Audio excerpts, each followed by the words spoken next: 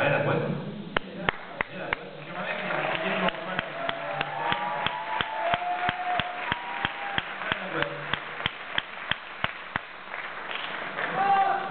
Et voilà les deux boîtes. Alors expliquez-nous en 2 mots ce que c'est que la boîte. Moi je le sais, mais tout le monde ne le sait peut-être. Bonjour à tous, donc d'abord on est très heureux de vous rencontrer et de vous retrouver ici. Aujourd'hui le stade de projet en fait s'est concrétisé et nous avons lancé l'entreprise LV La Boîte avec Grégoire Papin.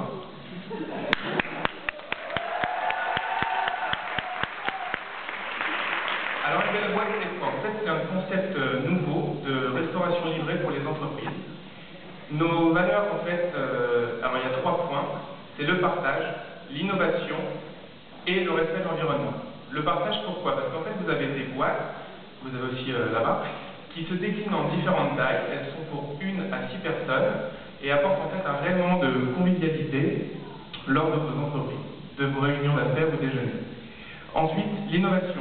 En fait c'est une offre culinaire originale autour des saveurs du monde. Vous avez 10 boîtes salées pour chaque pays, en fait, donc France, Italie, Espagne, etc., dans lesquelles vous retrouvez 6 spécialités d'un même pays dans une même boîte.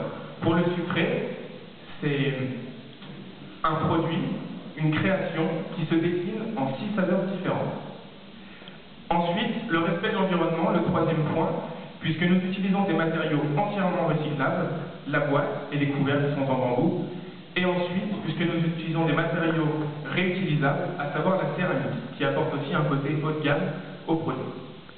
Dernier point, nous avons aussi une autre petite innovation dans le projet, qui est la personnalisation aux entreprises, comme vous pouvez le voir là, avec des boîtes par exemple pour M6, pour les arts, qui permettent en fait aux entreprises de véhiculer une image et de personnaliser leurs envies lors de réunions.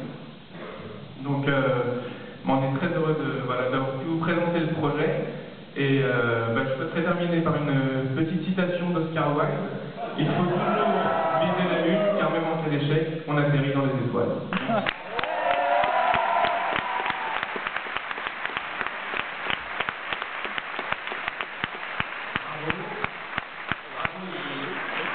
Et mon petit, alors ça inspire, j'imagine, commande tout de suite la boîte de macarons.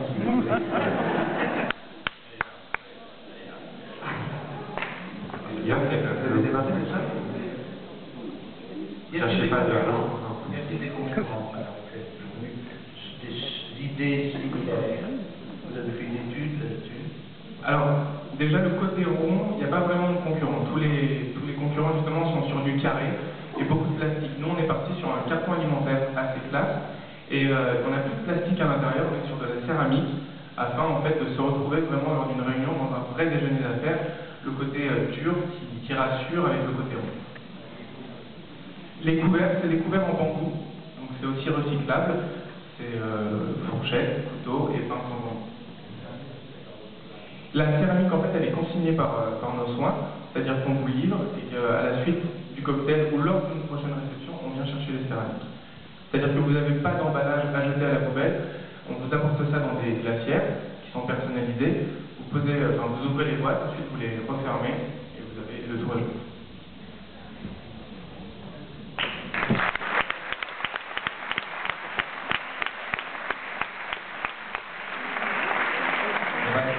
Cette petite table ronde par un petit conseil. C'est la tradition, tous les parrains de nos écoles donnent un dernier conseil à nos diplômés qui vont rentrer enfin, c'est pas la fin de quelque chose, hein, les diplômes c'est le début d'une aventure en fait. Donc à chacun d'entre vous, j'aimerais demander quel est le conseil que vous avez en tant que parrain envie de leur transmettre. Alors puisqu'il s'agit de management, comme je le disais tout à l'heure, on travaille sur l'humain. Le conseil vraiment fondamental que j'aimerais pouvoir vous délivrer, plus un message qu'un conseil, c'est que un bon management passe d'abord et avant tout par l'écoute. Il faut écouter les collaborateurs, écouter votre entourage avant de donner des instructions ou des ordres. Parce que c'est vrai que le management, c'est finalement faire travailler les gens à peu près dans le même sens, qui est à peu faire travailler dans le même sens, il faut connaître leur motivation, il faut connaître leurs désirs, pour effectivement pouvoir les satisfaire dans le cadre du projet global de l'entreprise.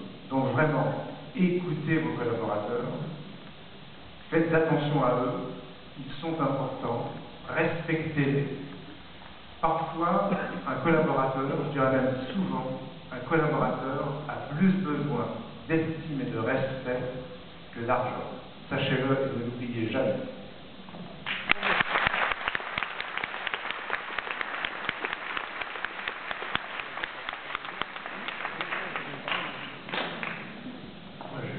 Je pense que si je vous donnais des conseils, ce serait celui de ne pas écouter les miens.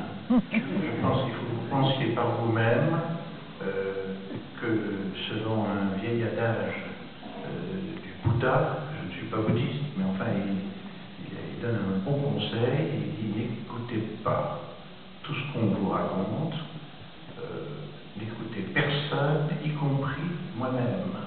Donc il faut penser, être vous-même. Vous citiez Oscar Wilde, et Oscar Wilde a dit une chose, il dit soyez vous-même, car tous les autres sont pris, tous les autres rôles sont pris. Et il n'y a que vous. Bon, c'est un peu philosophique tout ça. Il y a un côté pratique quand même. Parce que moi j'ai remarqué que les entrepreneurs que je rencontrais regardaient toujours le cash. Parce qu'il y a combien d'entreprises échouent parce que les gens n'ont pas assez de trésorerie et à un moment donné ça échoue. Il faut essayer d'en avoir un peu plus qu'il est nécessaire ou dépenser un peu moins qu'on a.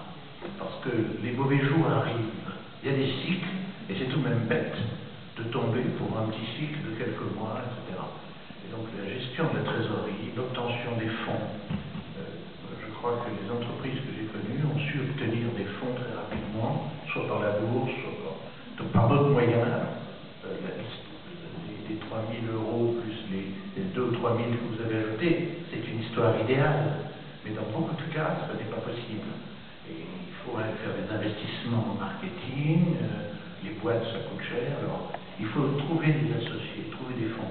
Moi je crois qu'il faut, dans beaucoup de cas, ne pas craindre d'être minoritaire chez soi. Si vous n'avez pas le leadership en étant minoritaire, c'est que vous n'êtes pas un bon leader. Un type qui a confiance dans son idée, dans son équipe, qui sait déléguer, qui écoute justement, eh bien, c'est quelqu'un qui est capable de diriger une entreprise avec 20% du capital. Mais si c'est 20% d'une entreprise 1000 fois plus grande, c'est tout de même très intéressant, et plus intéressant d'avoir 100% d'un petit truc.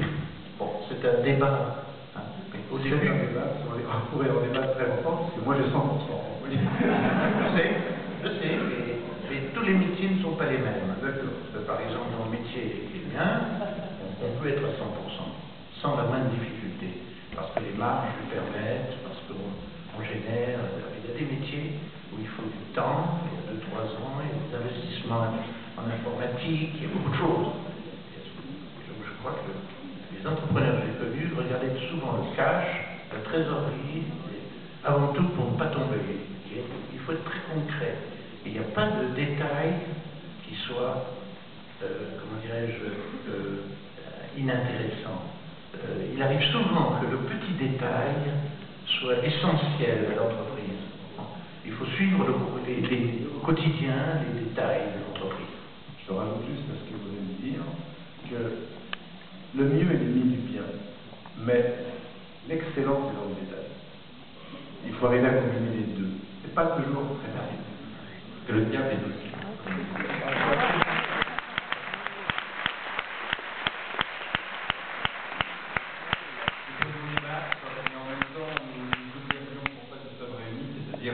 Vous remettre votre diplôme. Je voudrais vous remercier au nom de tous, je crois, de votre présence et de votre parrainage. Et puis je vous propose ensuite, peut-être si vous avez encore des questions à poser à nos 2 parrains, de le faire juste après la remise des diplômes. Merci beaucoup à tous les deux.